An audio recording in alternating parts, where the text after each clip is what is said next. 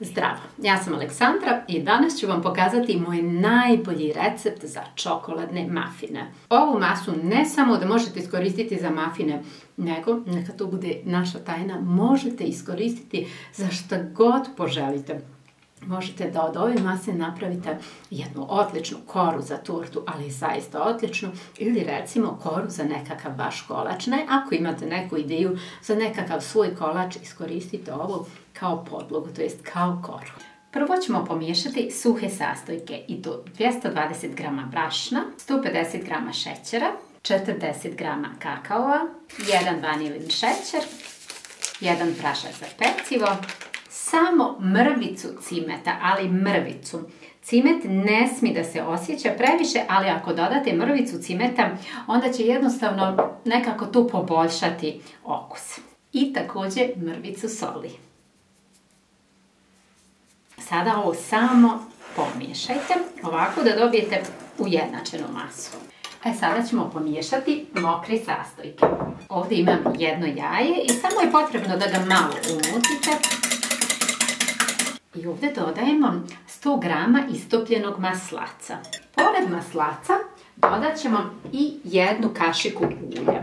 Ulje će dati mafinima ovim mafinima sočnost, jer kada se maslac stegne onako malo, ulje se neće stegnuti pa će onako biti nekako, ja to zovem mokro, baš će biti onako mokro. I dodajem 250 ml mlijeka. I sada ove mokre sastojke samo je potrebno promiješati kao i suhe. I sada jednostavno pomiješajte suhe i mokre sastojke. Pomiješajte dok ne dobijete potpuno ujednačenu masu. Pogledajte kako ovo lijepo izgleda. I znate šta, ovo jeste recept za mafine, ali vi slobodno od ove mase možete napraviti recimo neku onako bogatu koru za tortu, jer ovo nije obična kora sa jajima ili slično, već možete od ovoga napraviti baš jednu bogatu koru za tortu. Ili nekakav kolač, šta želite, vidjet ćete, ako probate ove mafine, vidjet ćete kakva je ta masa fina i onda možete da primjenjujete ovaj recept na šta poželite. Sada, ja ovdje imam isjeckano 100 g čokolade, isjeckala sam ovako na sitne kockice. Možete koristiti čokoladu koju želite. I ovdje ću staviti oko 70 g, a ostavit ću malo gore po vrhu onako da ovo bilo dovoljno. Znači u ovaj recept ne ide mnogo čokolade jer sam stavila baš dosta kakaova. I ovo se samo promiješa. I ja sam ovdje već pripremila kalupe za mafine. Ono što je odlično je da ova masa baš bude dovoljna za 12 mafina. Tu su oni mafini onako što se napravi kao pečurka gore po vrhu. Sada samo po vrhu stavite ostatke ove čokolade.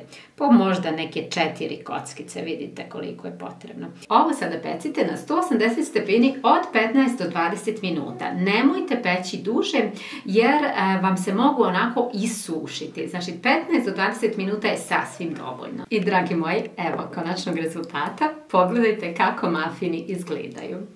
Sada ću vam prvo pokazati kako mafin izgleda unutra. Evo vidite kako je fin i sočan. Zbog tog sam vam rekla da ovu masu možete koristiti za bilo šta drugo poželite. Zamislite samo kakav bi kolač od ovoga bio ili torta.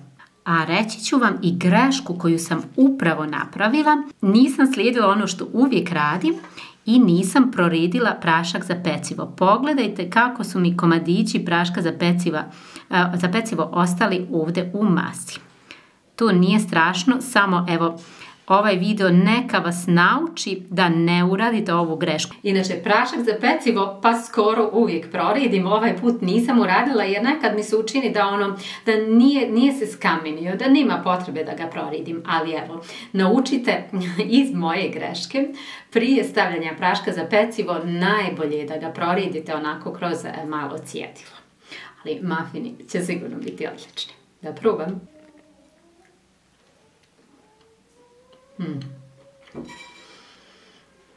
Zbog ovog sam vam morala snimiti ovaj recept. Wow, znate koliko je ovo dobro. Znam da previše puta kažem savršenstvo, ali ljudi moji, ovo je savršenstvo. Znači, ova masa, ona je toliko rastresita, kao da jedete nekakav oblak, ne znam, baš je dobro. Sad ću vam reći zašto mi je trebao ovaj recept.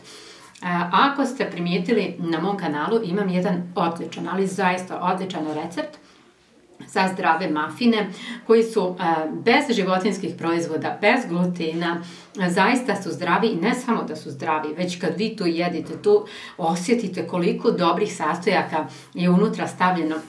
Osjetite da je to baš onako bogato. Ali, recimo, kada je moja starija kćerkica imala rođendan, trebalo je nešto da odnese u školu, to jest sva djeca nosi otprilike mafine. Ona mi je rekla, mama, jel možeš da napraviš one ne tako zdrave mafine? Zato što ne znam jel svi vole one naše zdrave mafine. I iako ja ne pravim veoma često nezdrave kolače, ipak za neke prilike je potrebno nešto ovako i zbog toga sam htjela zbog sebe, a i zbog vas da imam jedan provjeren recept. Mafini su zaista odlični, ništa kod ovog recepta neću mijenjati. I savjetujem vam da ga i vi probate kada vam trebaju mafini za posebne prilike. A kada vam trebaju neki fini i zdravi mafini, molim vas pogledajte moj recept za zdrave čokoladne mafine. Zaista je odličan i link ću vam ostaviti u opisu ovog videa. Ja idem da za vas uredim recept, a vi, ako vam se ovaj video sviđa, ostavite mi jedan like ili komentar, a za ostale recepte posjetite moj kanal na YouTube-u. I na kraju, naravno, buon appetito!